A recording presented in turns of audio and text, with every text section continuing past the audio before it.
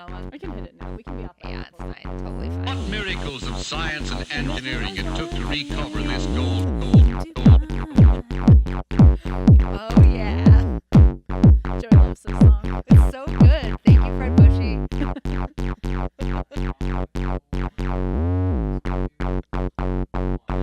Welcome to All Gold Everything, a podcast for people who are Dubai curious.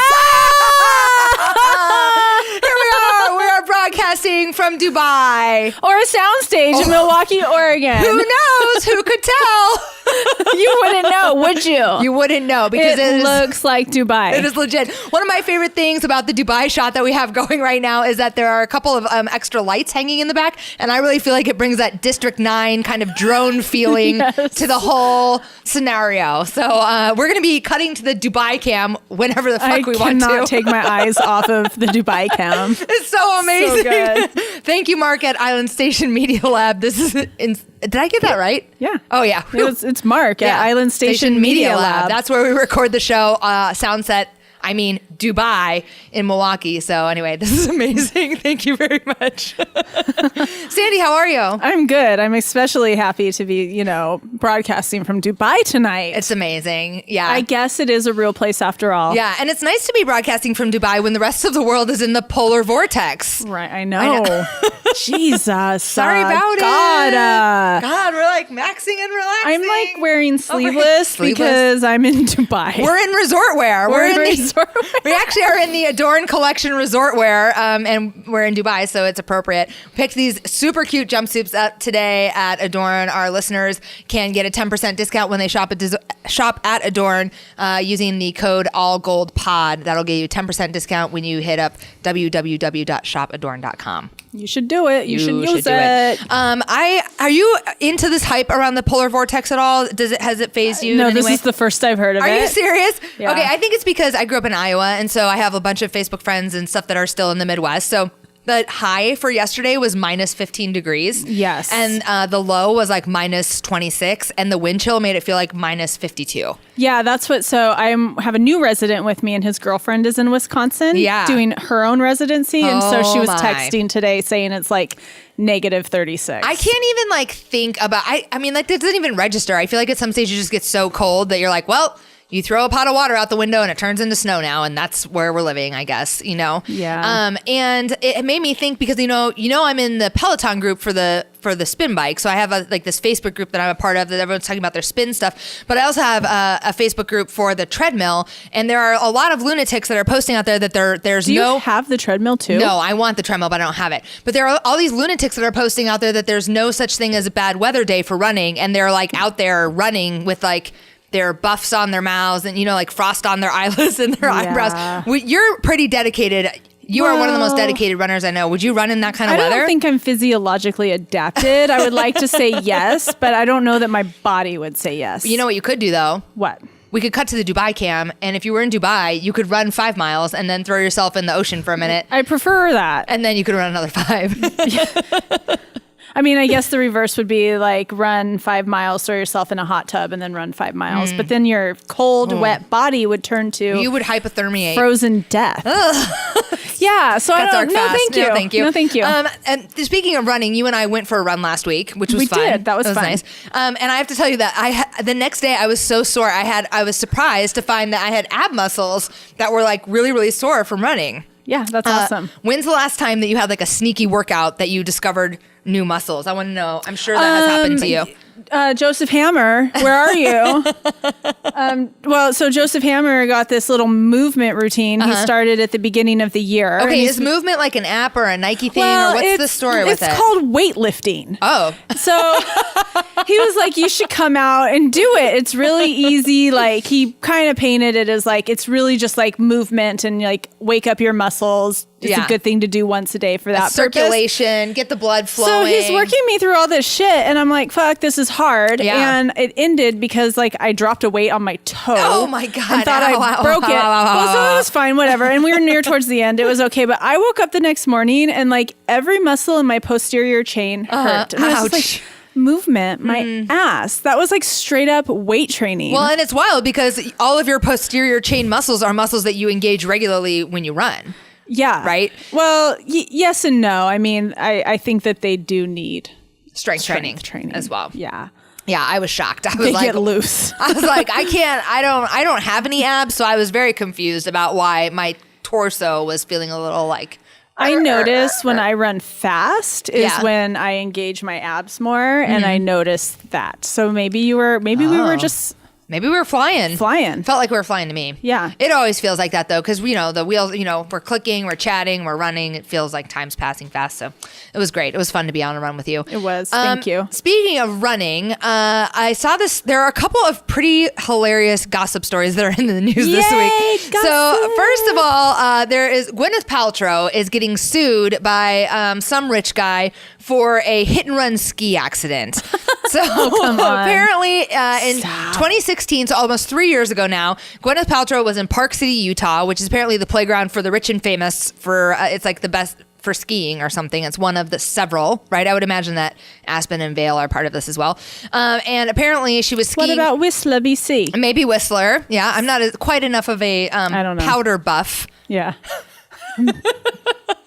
I'm not either. To know. I am enough of a powder buff to know that I'd like to be in Dubai right now. Ding! Dubai cam. Oh, there we are. So anyway, apparently Gwyneth was like zooming down a hill and she ran into some guy and she got up and he was knocked out. Apparently she knocked him unconscious. Yeah. And she just like skied off or whatever. So he is claiming, he's suing her for $3.1 million and claiming that it's not about the money. It's about having his voice heard and the cost of his, of the expense of this injury or whatever, which I just feel like if I would imagine that he's part of the rich and elite that ski at Park City, Utah, whatever. So I feel like he probably did not have a lot of out-of-pocket expenses. All to say, I think suing her for $3.1 I mean, I'm not a huge Gwyneth Paltrow fan. Yeah, I mean, I don't know. I need receipts. Here I am. Show me receipts, guy. Like, I need receipts because... She doesn't want to see pictures of your receipts on your phone. She wants the real ass receipts. Mm-hmm. Yeah, for real. So that came out in the news today. And this one I thought you might get a kick out of too. Ariana Grande, who we adore. I adore. She's all right. We do think her fans need a new name. We're still working on that. What did we say it was? You said that we think her fan club or like her fans are the Arianators. The Arianators. That's what it said they were. And I said they could just be easily be like the cutie kitty cats. Really. I don't like that either. But I definitely think Arianators needs work. Okay, so anyway, she has this new song called 7 Rings. Oh, okay. And I don't know, this album that she's got out right now is like a breakup album. I'm just now getting on Thank You Next. Yeah, like, slow down, Ariana. Slow the fuck down. This 7 Rings, it's a bop for sure. And it's got a sample of something familiar, but it's escaping me at the moment. Otherwise, I would bust it off. We'd review it. I would sing it for you and we'd review it. Okay, so anyway, there's this new tune on it. It's called 7 Rings. And she's so obsessed with the 7 Rings song that she got a tattoo on her palm in Japanese kanji that says 7 Rings. Okay. Except it actually says the ring. Barbecue grill. Yes. Which I feel like you gotta fact check your shit. She could have used Fred Bushy fact checking service on that one. You gotta fact check your shit. You need receipts. If you're gonna put that shit on your skin, like permanently Here's on the thing. your skin. I was about to say permanently, but not really. Not so much. Well, no, especially on the palm, right? Because like a lot of tattoo artists won't do much work on your palm or maybe the side or bottom of your foot because like you shed those skin cells so quickly anyway that I did not know that. For someone who has no tattoos, I do know a lot about it. I had no idea. But you shed skin quickly on your palms? Yeah, because you like use them all, they're exposed all the time. Have hand, foot, and mouth disease? I don't know, like but what? Just like sloughing skin off your palm. I remember as a kid. Actually, Fred can fact check that for us. Please fact check that. I actually just remember I had a childhood memory that this is gross. My feet used to peel. Yeah. When I was a kid, my feet used to peel. And you just triggered that memory. Thank you so much. Yeah, thereby confirming that you lose skin cells quicker. It's been a really long fucking time though. Really long fucking time. Well, I mean, I was just thinking about it because think about how much contact the palms of your hands come in with stuff as opposed to like your shoulder or your rib cage or something, They just come into contact with keyboards. That's the only... I do like your Air keyboard. It's like very dystopian. I dig it. Uh-oh. No, Sandy we might have lost Sandy's audio for a second. First of all, let's switch to the Dubai cam. Let's go on a little vacation. Oh. Dream away in Dubai. No, I don't know exactly what's going on. But Mark, our phantom producer, is going to, I think, come over here and get you hooked back in. Let's see, see if I can hear you now. There's no puppy out there. No. No, there's definitely not a puppy. There is a puppy on set with us tonight, but there's not a puppy under here. So anyway, I'll just continue this because I just feel like, so you want to check that shit with someone who actually speaks the language of whatever foreign language you're having tattooed on you. Or at least Google. Oh yeah, Google would be good too. Yeah, or at least Google it. And I suppose if you're going to get something incorrectly tattooed on you, you would want to get it on your palm because maybe it will come off faster, or you just have it removed. So,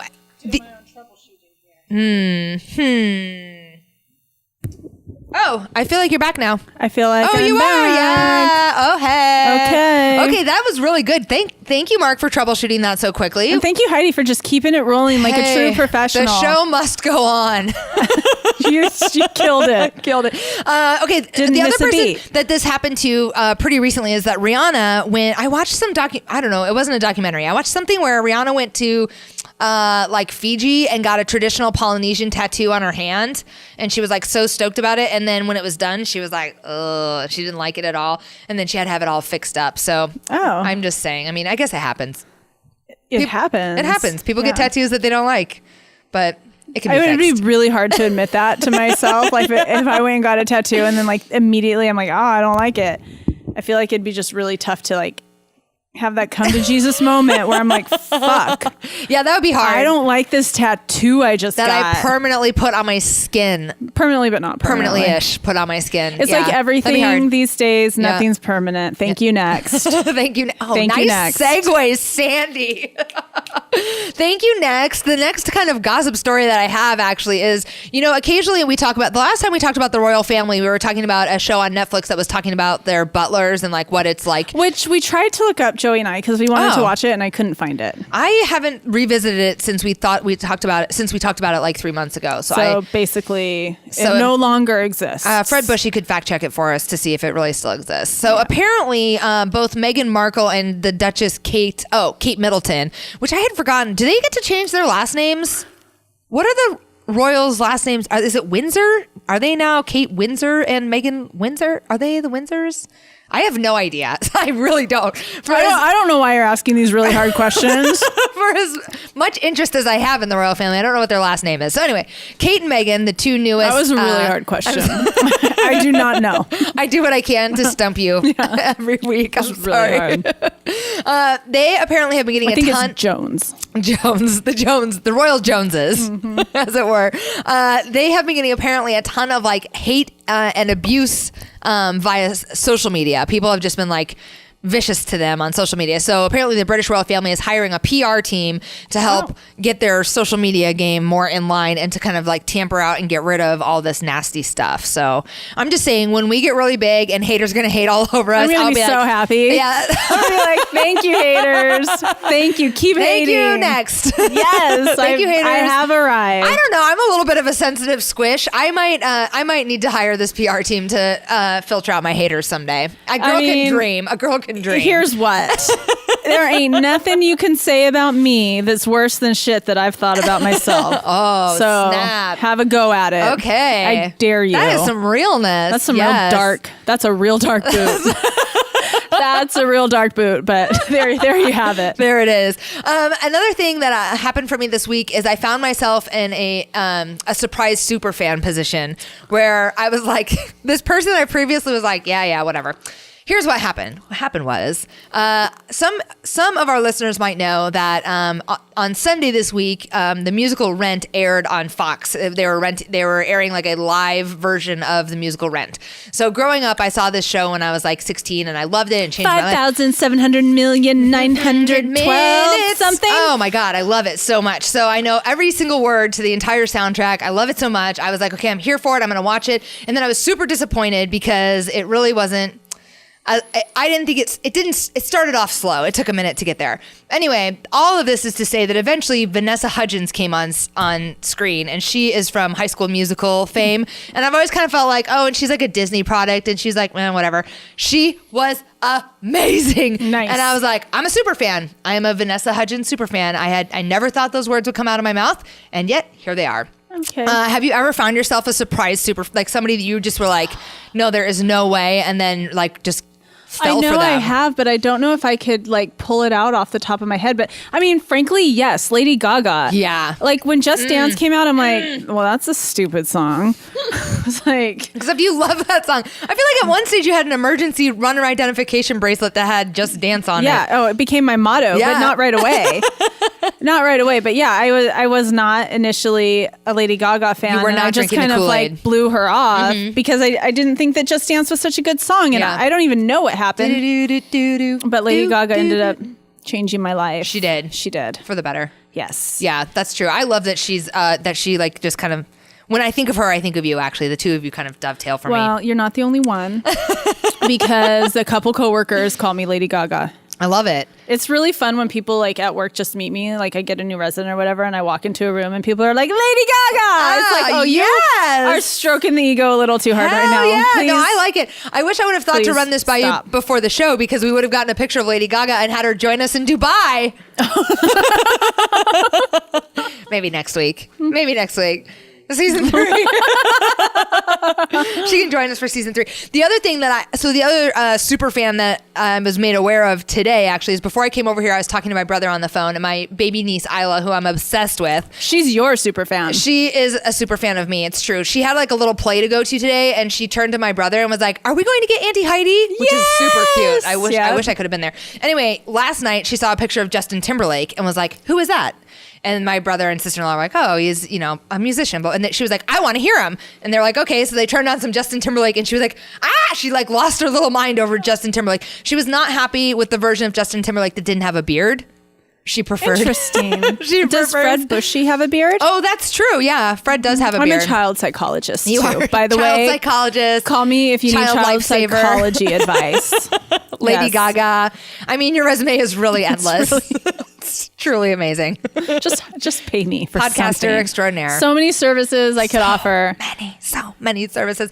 So anyway, she apparently is a surprise super fan of Justin Timberlake. What song did they play for They her? played something. Oh gosh, they played "Cry Me a River" was the first song that they played for her. She did not approve of that because there was no beard, and obviously Justin's in his kind of like post-pubescent phase. That was right after he stopped dating Britney. Really, really pouty in that video. Yeah, too. very pouty. And then they played something from the 2015 Grammy Awards. It was like some kind of Justin country collaboration, and she was like dancing around and obsessed with it. I suggested the Trolls theme song because Justin does the Trolls movie theme song. That's some parenting information. Yeah, that's the reason I know that. Excellent advice. Because then you know you're keeping it clean. You're That's not right. exposing her to shit that you don't want to expose her to too young. True Like that. Cry Me a River might do. Cry me a river. Because I think he basically calls her a hoe. He does. He Yeah. does. So I wish that I could say that I am having a surprise super fan moment for La Lohan. Oh. But I'm not. I almost did. I was like on the verge when I saw her on Watch What Happens Live.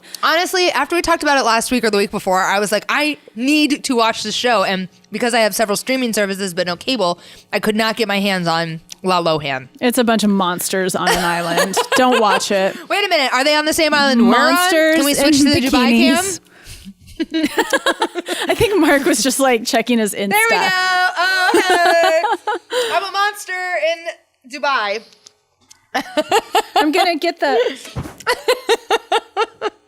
There's drones in the air. There are monsters in bikinis. Monsters in bikinis. So is La Lohan herself a monster, or the people she employs are monsters? I don't think La Lohan's a monster. I think La Lohan is just a troubled woman, and she's on the sick lady. verge. Yeah. She's holding it together, I have to say, but she's just, I just want to hug her. She just needs to like sit down and be held. You know what? For a little while, La Lohan, just sit down and be held. I feel like we could help La Lohan with this. Like, I don't think she wants our help. I think she's willful. I know, but I'm just gonna say maybe next week we could broadcast from Mykonos. Sure, why not?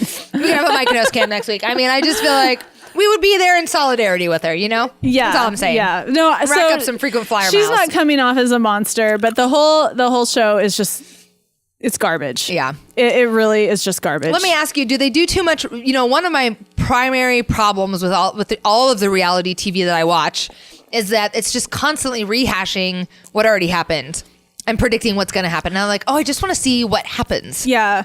So that trope is definitely in play. However, what happens is just a bunch of broken garbage. Monsters committing broken garbage. It's just like a lot of... Can we make that the episode title this week?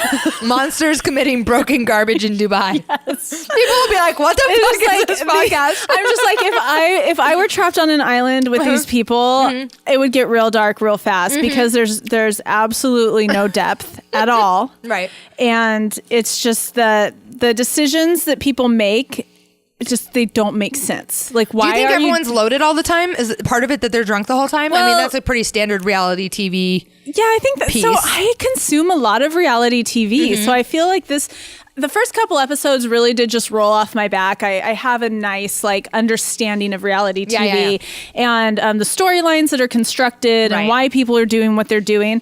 But this is just there's nothing redeeming at all about it. And although Panos, he's adorable. Panos, yeah. I'm kind of over him because he's adorable, but he's not that adorable. Is he so mean? No, I don't think he's so mean. I just think he's a character and it's good. But in the setting of all this garbage, it just makes him stink. Yeah, brutal. If that makes any sense. Sandy's review, take her at her word, people. She knows what she's talking about. Nothing redeeming. Nothing just redeeming. A bunch of broken toys who need to experience some major pain in their lives so they could actually build a personality. Do you think that these broken toys, I'm sure Lindsay Lohan is getting paid, right? Yeah. Yeah, and probably Panos well, as well. And her name, she's right. building her good name. But do you think the people that are on the show, as the club hosts, do you think they're getting paid, or is their payment you're on a reality TV show and now you have the opportunity to catapult into fame? Yeah, I think they're getting paid, but they're getting paid very little. Yeah. And they are just trying to catapult into fame, and they're trying to catapult onto this fame train of where looks are everything and substance is nothing. Yeah. And it's That'd be hard. It's like the old MTV culture, and that might be part of it because I haven't watched MTV in a really long time. That's true. But I think it might be True MTV culture where it's all about shots of people in bikinis and drunk and hook up. Yeah. And it's just, and maybe I'm just too old for it, but I think that, and that doesn't offend me, but then I think about young people watching this and what are you getting out of this? And what does that say about who you are? Cause I'm the first one to indulge in reality TV for what it is, but there's nothing redeeming here. Do you ever Except watch? one thing. Oh. Lohan had a lovely dress on in the third episode. Some Where fashion did redemption. You get that, Lohan? Fashion redemption. I love it. But that's all I got. I was wondering if you ever watched Married to the Medicine. Oh, Being a doctor yourself. Yeah, I think I tried to, and I lost interest. Nothing redeeming about it. Because what you said about MTV, kind of old school MTV feel to it, of it just being about bodies, hooking up and drinking, made me think that Bravo has kind of leveled up the reality TV game because okay, so I'm watching Below Deck on Bravo, right? Which does have a good amount of drinking. I'd say every third episode, they complete a charter and they all go out and get drunk. And every time they go out and get drunk, someone gets stupid drunk. And I'm like, oh God, that person should not be drinking anymore or whatever. And there's an occasional hookup, but a lot of times the substance of the show is actually about the charter guests and what they want and how challenging it might be to work in these close quarters and to provide this super high level of service to people. So there is a little bit more substance to it. And I'm thinking now, stuff you can relate to with the interpersonal interactions. Right. Yeah. Or the fact that it's super hard to get along with the crew when you're all in these tight quarters and you live below deck. And honestly, everyone that's on that show is super thin. And I kind of feel like you have to be thin because it's these little hallways are so small that they're working through or whatever. But, and the same with the last other reality that I watched on Bravo was $1 Million Listing, right? That's on Bravo. And at the very least, it's people who are trying to do some business deals. There's a little bit of substance to it as opposed to just the look. So maybe it's that we've evolved in our reality personality. TV consumption. And that's the other thing. What I love about reality TV and the housewives specifically. Yeah. Personalities. I really like these ladies' personalities. I like their quirk. I like their weird shit. It makes me more accepting of people who might be a little bit quirky in my real life. Yeah. Because I'm like, you learn that over episodes that they have redeeming characteristics. They're because it's reality, you see their realness, you see their humanness, right. You see their ego, you see their compassion. Yeah. I've watched 4 episodes of La Lohan. All I see is their ass. Oh. And they're very, very well manicured eyebrows. There we go. Incredibly well manicured thank eyebrows. God the eyebrows are back. Yeah. Because otherwise you'd just be looking at little drawn on. Well, here's the thing. Eyebrows. I do not love a man with a well manicured eyebrow. I do not. It's a little too much. So, yeah, it's a little too much. Like when you got like some good ass edges hooked up on your eyebrows, like I cannot get with that. It makes me a little self-conscious. Yeah. So I have to tell you, I don't know if you've heard this news yet, but did you hear, you are a super fan of the TV miniseries Wild Wild Country. Yes. Okay, so did you know they're making it into a full-length feature film? I didn't. And the focus of the film is going to be on your girl, Sheila. Ma Anand Sheila. Yes. She's a boss bitch. I don't give a fuck. That must be why they're making the whole movie about her. Boss. So it's coming. And the woman who's playing her just married a Jonas Crazy brother. as fuck. Yeah. But, she's Priyanka Chopra. Yes, she's playing. Sorry if I butchered that. I don't consume enough pop culture to get it right. Yeah. So Priyanka she just married Chopra? she just married a Jonas brother, and now she's going to be starring as Sheila in the full-length feature film of Wild Wild Country. So I want to put that on your radar, let you know that it's coming. Can't wait. She better do her justice. Okay, the other thing. Oh, do you have more? I didn't mean to interrupt you. No, I just Ma and Sheila. She got a lot of screen time on the documentary, so that's going to be a tough one to live up to. I hope she's got the chops. I can't wait for it. I think I'm going to have to. I like it. Those puns. They're good. Those Johnson family puns. I started us out tonight strong on the pun train with our podcast intro, but I forgot that so good. You are really the pun master. I saw that your daughter posted a story on her Instagram with a pun that you made about the LSAT. That was, I can't remember what it was. I was such a proud mom. I told her, I actually sent her some really yummy cupcake cups from Brooklyn Bakery via Goldbelly. Yum. And they said, El Slay the LSAT. Oh, cute. That's adorable. And she liked it, which is the most important point. That is important. Okay, so one of the things we both watched this week was the Ted Bundy tapes. Oh my! Talk about a dark boot. Moving into a little bit of darkness before we're gonna round the show out with some discussion of veganism. So don't worry, it's okay. You're gonna be just fine. Plus, we're coming at you from Dubai. Did Ted Bundy eat any? Was there any cannibalism with Ted Bundy? He bit. I mean, I know he bit, but did he chew? Okay, that's funny because as I was watching it too, I was like, wait, did he? I also was wondering if he had cannibalized anyone. Because the one thing that the documentary did not do, which my husband was incredibly disappointed. Yeah. Apparently, he likes a little gore in his shady boot. Was talk about the depths of the depravity and what he did to the people. Yeah. So, which I think did include, I know it included necrophilia. At the very end, it mentioned that it included necrophilia. And in the last hours, he admitted that he had severed some of their heads. And then there was this evidence about the bite mark. One of the things that I thought was interesting about this, I had a lot of thoughts about it. But before I forget this one, I want to mention that I thought it was interesting that when Ted was defending himself in court, he cross-examined a witness and then asked the detective to recount the gory details, which you're right, the documentary doesn't display that. I'm kind of grateful for that. And he relished in it. Made him, it certainly didn't make his case at all, but it made he got off on it. Yeah, and that was so inappropriate. So completely inappropriate. Inappropriate. Okay, one of the things that happened I like that. My daughter taught me that at the age of 14.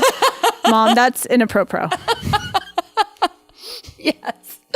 I'm using it all the time. One of the things that, first of all, I have never been more sure that Michael from the staircase pushed his wife down the stairs than I am now that I've watched the Ted Bundy tapes. Oh, okay. Yeah. Share with me the connection. Here's why. Both of these guys are complete narcissists. Mm-hmm. Both of them were obsessed with the media attention. Like, okay, I really don't know much about the Ted Bundy experience other than I was familiar with the Chi Omega murders only because I rushed a sorority and there was a Chi Omega on my campus. I remember telling my mom like that I was thinking about going Chi Omega and she was like, oh, the Ted Bundy murder, you know, like I was like, oh, well, I mean, it was way far away, right? But whatever.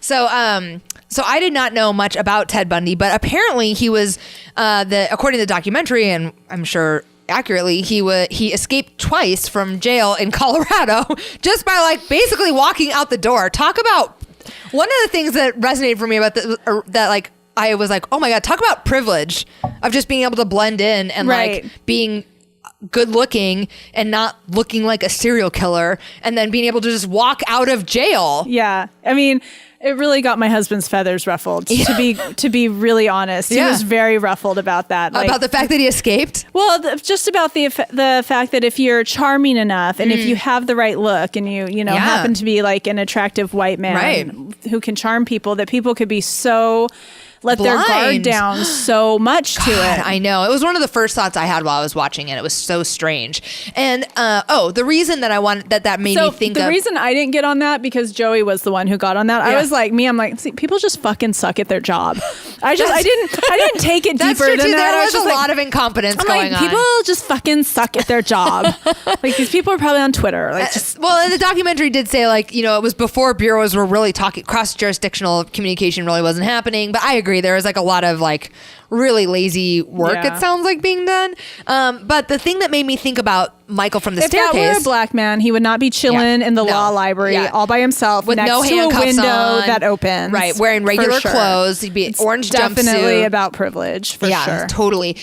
So what made me think about Michael from the staircase was that, okay, so the first time that Bundy gets away, he's in Aspen and he's on the run for like 10 days or something. And then he comes back into town. Yeah. Now in the documentary, he claims, I was disoriented. I didn't know what was going on. I am quite certain that he came back on purpose so he could revel in all of the press that was going on about him having escaped in the first place. And that was when I first got the hint of like, this guy is exactly like the guy from the staircase. Right. Who was just loving the attention, having the cameras follow him, being able to tell the cameras what to do, kind of like putting on a show for the cameras with his brothers about like making fun of all the stuff. You know, I was like, oh, these guys are one in the same. Yeah. One in the same. Absolutely convinced. Well, yeah, I mean, definitely with the narcissistic aspect, but Ted Bundy, he had to have some other layer of mental illness going on because of the number of murders and the way he described it. It was just like he had this, it was almost like a compulsion, like, I have to do it. I don't want to do it, but I have to do it. Because I do believe he probably did try to stop, but was compelled to do it. And one of the things that kind of that bolsters that concept is the idea about the victim that got away, right? So there's one woman who gets away, and then 4 hours later he kills someone. Badass bitch, by the way. Dang, girl.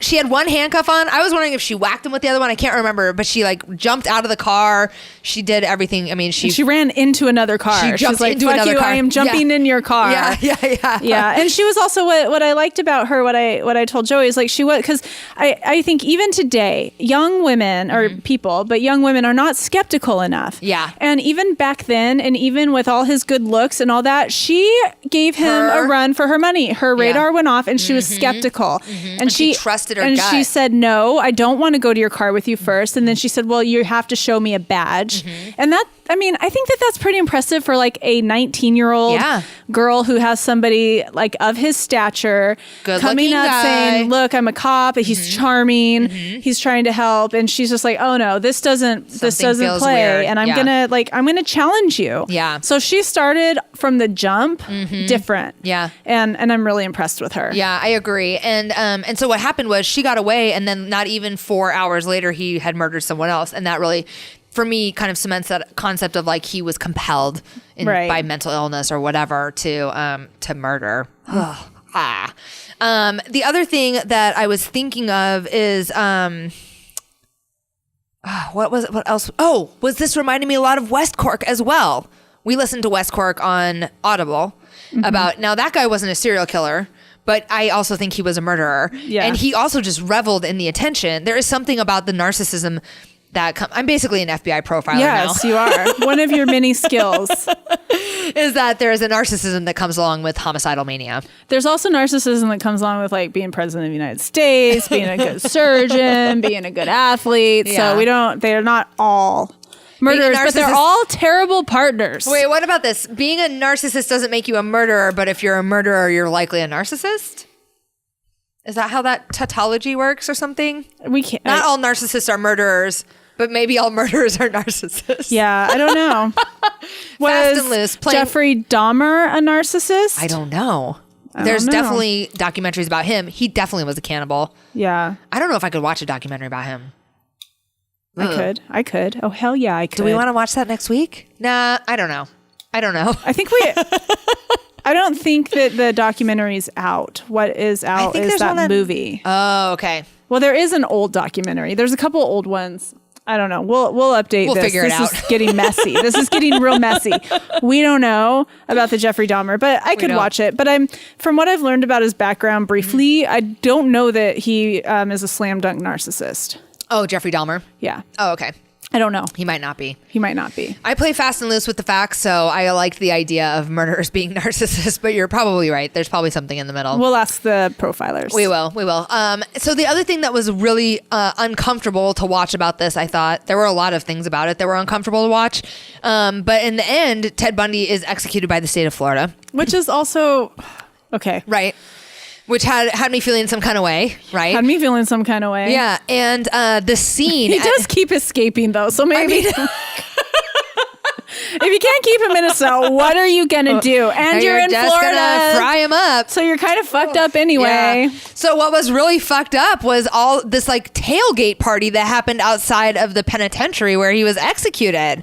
I mean, it was really ugly to watch. I have to insert a confession. Yeah. Here. I fell asleep by this time. Yeah, it was a 4-part documentary. It was pretty slow. And I actually thought it was going to be a lot of information about like these interviews that they did with him. But by the third episode, the interviewer was like, everything he gave us was garbage. We couldn't use any of it. So mostly it just turned out to be like a timeline of Well, he started opening up when he started being able to use the third person and projecting. Right. And here's another great example of what we kind of touched on last week.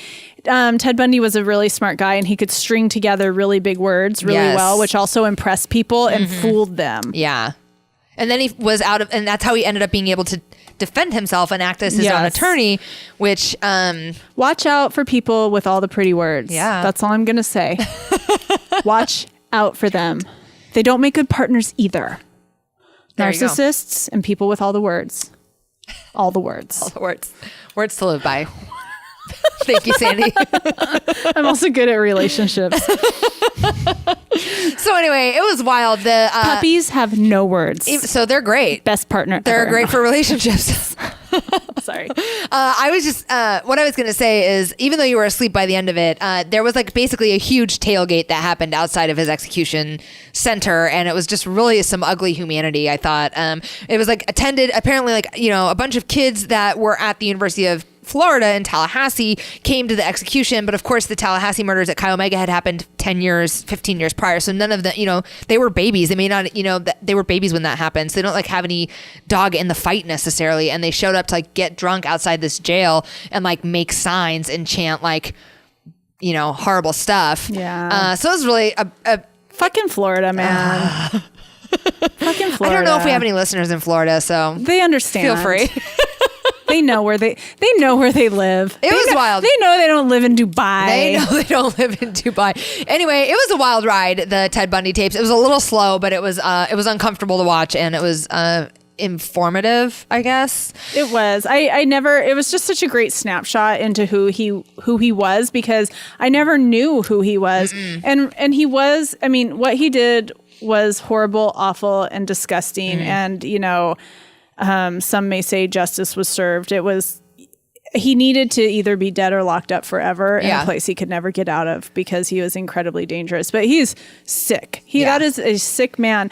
And I think it's a good lesson for everybody. I think everybody should watch it and see what this looks like, because whenever I foray back into historical texts. Yeah. Historical text. Like the Bible? Like what kind of everything except historical the Bible. text messages? Historical. Yes, historical texts from people I used to date. No, but I remember reading translated versions of Rumi and Hafiz. Oh, okay. And what really strikes me is that nothing changes from a humanity standpoint. Nothing changes throughout the centuries. Yeah.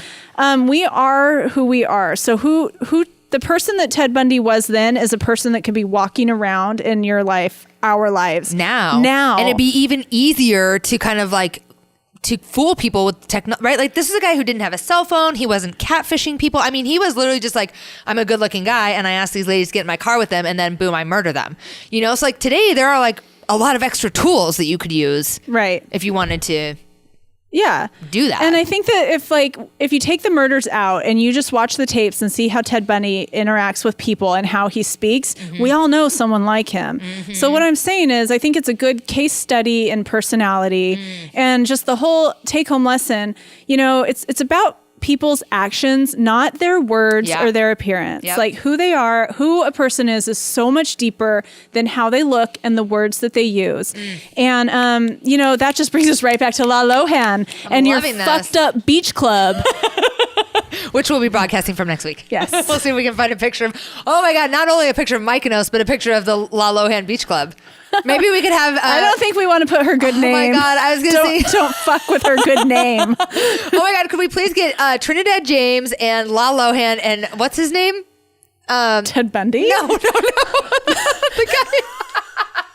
No, definitely Panos? not. Panos, yes. If we get the three of them in our background, we got some work to do before next week's show. So anyway, thank you for those very wise words about Ted Bundy-esque people, so about humanity, really. Yeah. But it's interesting because a couple of months ago, we were talking about that book, Sapiens, which was talking about how communication really developed, or gossip was critical to the way that humanity developed. So when you think someone's fucked up, it's okay to tell your friend.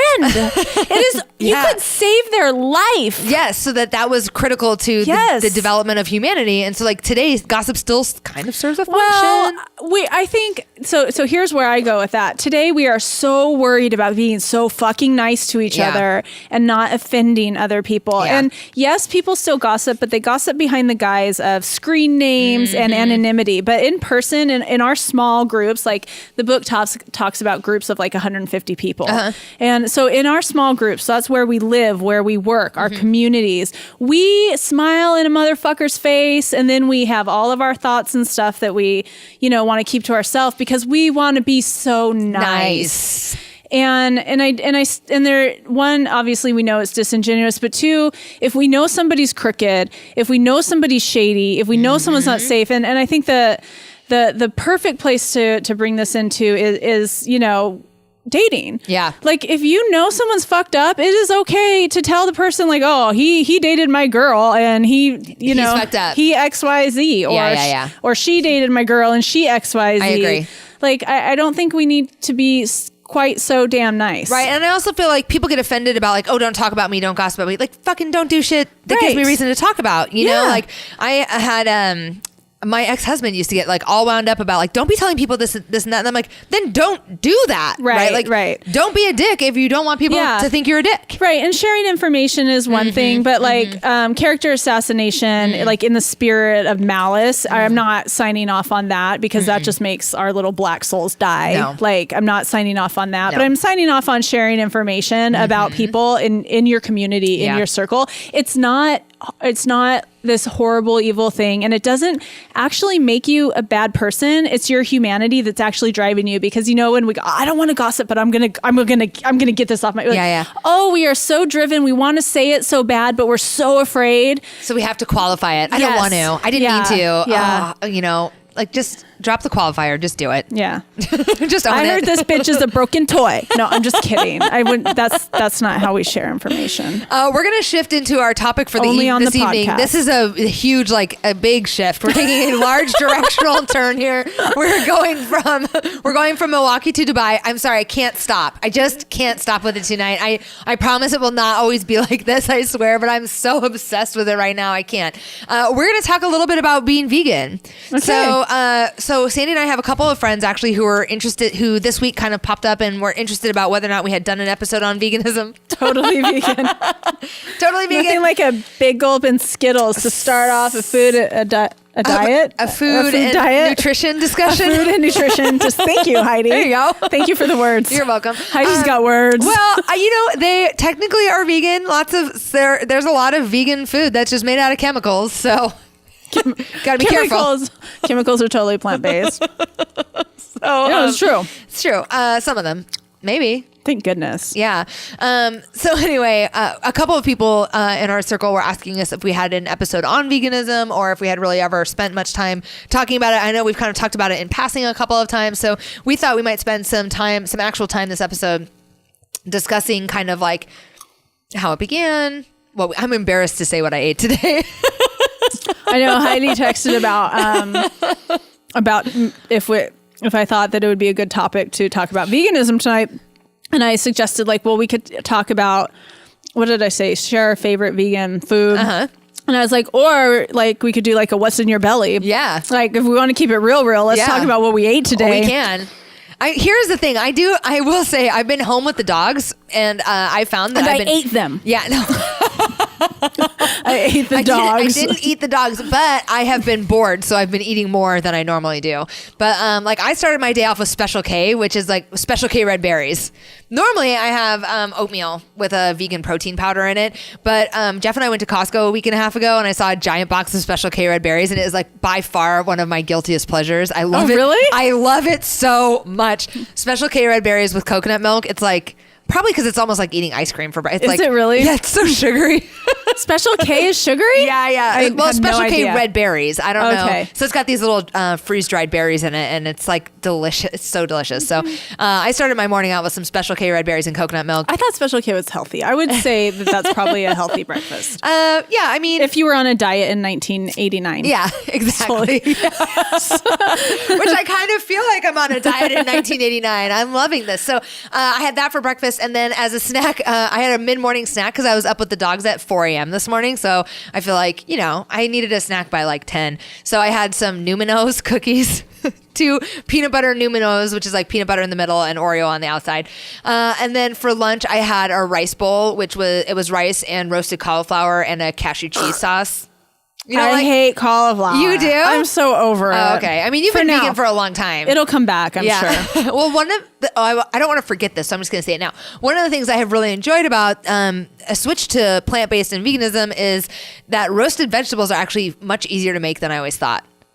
I agree. I had no idea it was They're much easier to make than a steak. I had no idea it was so easy. It's or a chicken breast. Here's what I'm going to tell you. 1, preheat your oven to 375. 2, cut up your fucking vegetables. 3, douse them in olive oil and salt.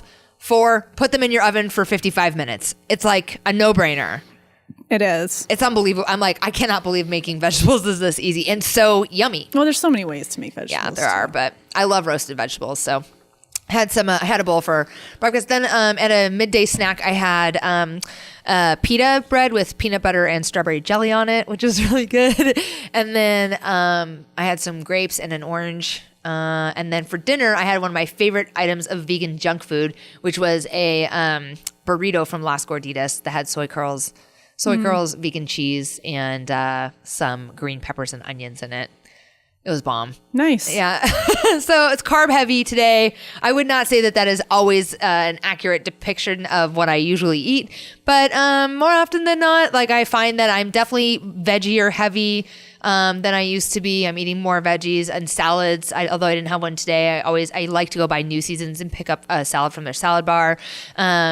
So more than when I was counting calories and doing a more traditional macro-based diet, I was definitely not eating as many carbs or greens as I am now. So yeah, I do find that I allow myself to eat so many more carbs than I probably normally would. And I love carbs, and probably at some point I'm going to have to rein that shit in. The last couple of days I've really been feeling kind of carby, but I'm like, whatever. Every day I'm really carby. I do love that most French fries are vegan. There are some people that may not know that. I didn't really know that. So that's like it's my traveling go-to staple is a salad and French fries. Yes, exactly. I'm like, no worries. I can get a salad and French fries. Anywhere. I'll get a salad and French fries. Salad and French fries, and it's yummy. So what was in your bag today? What did you eat today? Well, I started off for breakfast with a handful of candy hearts. Yum. We're telling the truth. We're telling the truth. And then I had some instant oatmeal at work. Yeah. And then for lunch, I had some like chili that we made for dinner the other night, which was like a delicious lentil chili. I had a chili over French fries last night at a place. That's really good. That Speaking of French fries, it was a vegan chili with French fries. Yeah. And I think I had some saltines with that. Oh, and we had a lovely cashew cream on top of the chili. Yum. Leftovers. And that's all. Yeah. Yeah. So it's like, I feel like oats have become a huge part, although they weren't part of today's adventure, they become kind of a huge staple in my breakfast and morning routine. And they're so easy and they're so filling. Yeah. One of the things I have loved about moving into a vegan diet is that I do feel full. And short of when I really go for vegan junk food, like tonight I overate because I had this giant burrito and it was delicious. It was carby and salty and kind of and creamy. And so I overate, right? And I was like, oh my God, I feel stuffed. But I feel like generally it's very hard to eat to the point of like pain when you're vegan. I disagree. You do. I do it much less than I used to. My sweet love and I, we fell in love over prepping vegan food. So Joey became vegan when he started dating me. Yeah.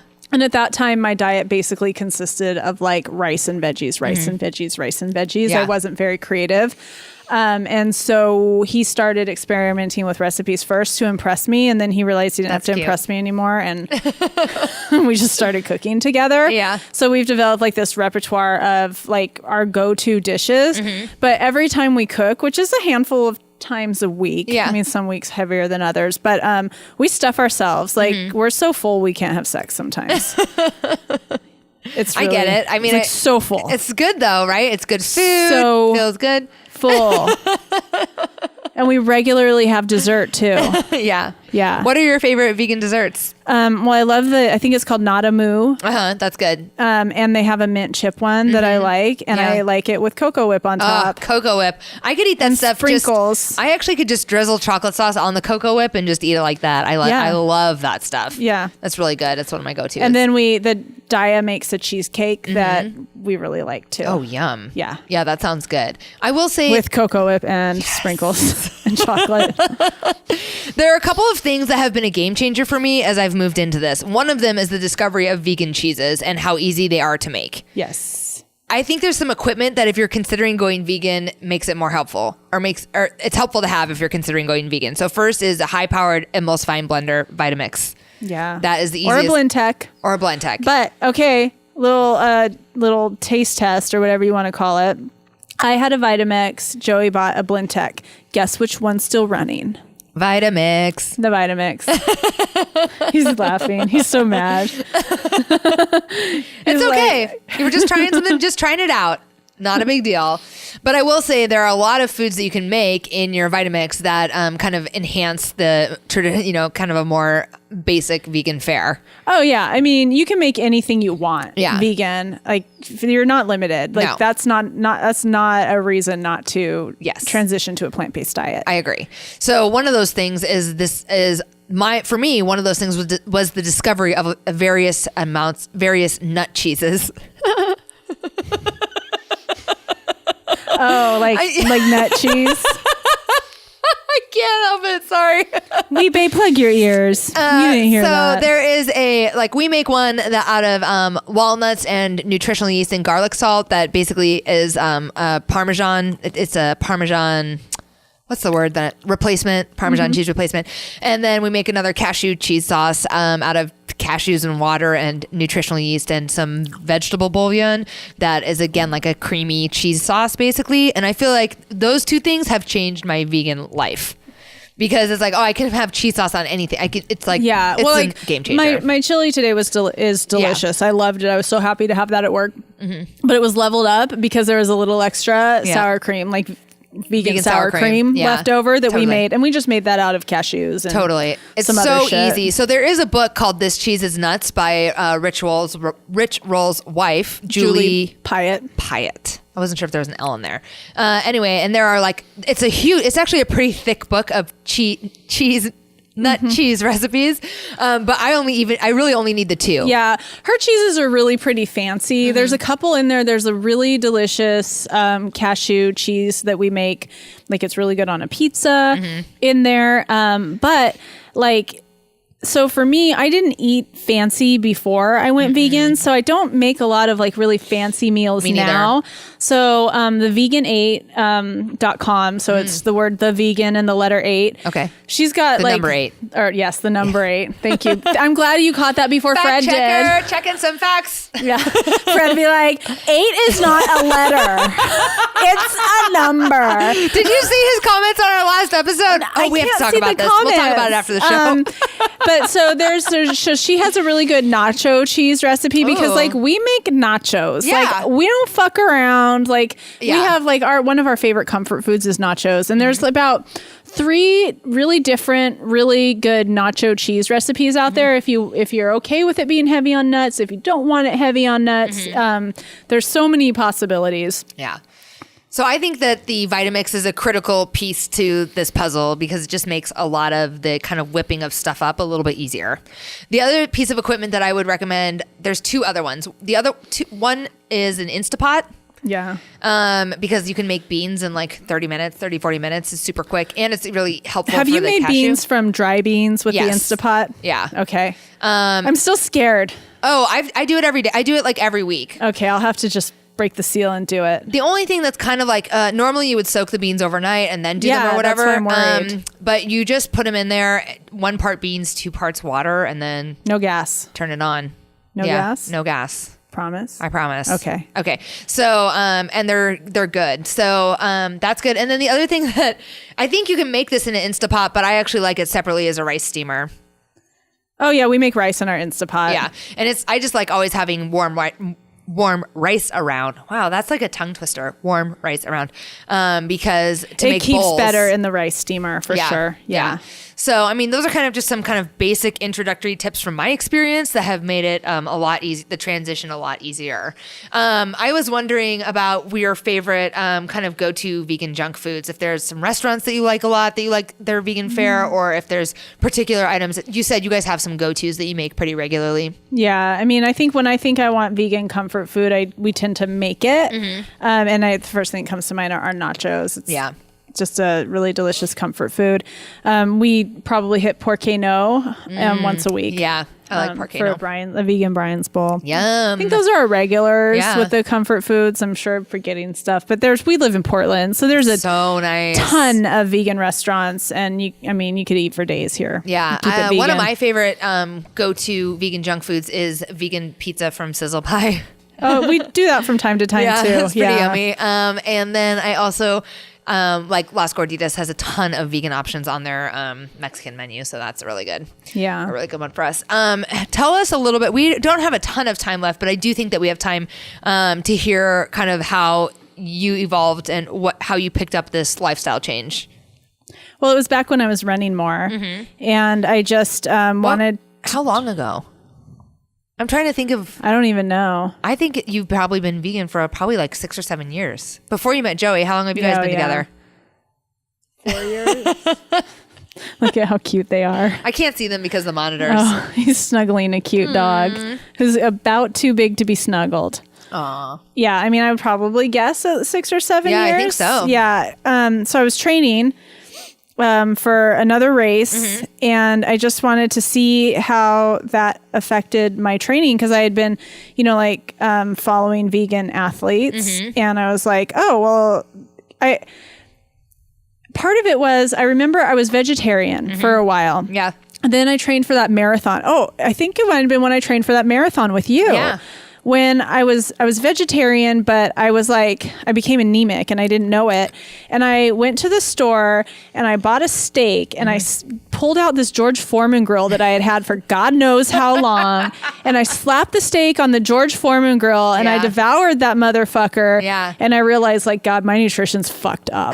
Like, so there's something really fucked up happening in my body right now. And it was around the time I was listening to like a lot of vegan athletes and realizing that it's a thing that you actually can be vegan and still perform. And I just decided to try it to see. It was just like on a whim. I want to try it and see. Yeah. And then I really felt better. Yeah. Like I just felt better. So I pretty much kept up with it. But like we talked about before, there was kind of like this slow kind of transition. I had a daughter at home, so we would keep cheese in the house. So from time to time, I would still eat the cheese, you know, so it wasn't ever like this. And that's why like using the term vegan has always been a little bit tough for me. Like I have no problem using the word vegan, but I have problems when other people have problems with using the word vegan. Like they feel like it's an invitation to police my food intake. And so like I always feel like I need to qualify. Like, but there were times when I ate cheese, and it's so funny. You know? It's so funny that you say that because I was thinking about that because I've been I've been pretty honest on the show about being on and off veganish and like my experience kind of moving through it. And last weekend, Jeff and I were supposed to go to dinner, and we were planning on going to a place that had some vegan options, and we got there, and the wait was like 2 hours long, and I was like, oh my God. And he was like, oh, sushi sounds good. And I was like, you know what? It does sound good. And we went to like Nimble Fish, which is like a high-end sushi joint that was like, it wasn't like cream cheese and salmon sushi. It was like sashimi and, you know, like real, it was just fish, right? Yeah. So I was like, well, I'm gonna eat fish tonight. No big deal. Whatever, you know? Yeah. And I think the transition is slow and gradual. Yeah. Like eventually, I just started to lose my taste for these things. And so it shifted gradually for me. And so that's why I think it's hard to like nail down a date or how long, because that's the other thing people need. They need to know. They need to know. Like, how real are you? When did it actually start? You know, that's so funny. That's like kind of my only struggle with using the word vegan. But I don't know. I like it. I did it for health. Yeah. I have transitioned into ethically. I think it's the right thing to do. Yeah. And it's nice that it's great for the environment too. So when we're all about to die and people can't eat their steak, I'm not going to suffer as much. Right. I'll be like, that's cool. And you'll be like, I was right. I want some coconut milk in your Special K? I cook you up. Hell yeah. I want some coconut milk in my Special K red berries. Hell yeah. Well, that is really all the time that we have tonight for the show. What a great adventure it has been coming to you from Dubai. If you're listening to us on audio only, you are going to have to go to our YouTube channel to watch this episode because it's just too funny. We got sunburn in Dubai. It's so amazing. I love it. We are sending you a lot of love, light, and gold from Dubai tonight and reminding you to stay vigilant. Hell yeah. There's serial killers out there. Don't get bundied. Be vigilant about that shit. What miracles of science and engineering it took to recover this gold.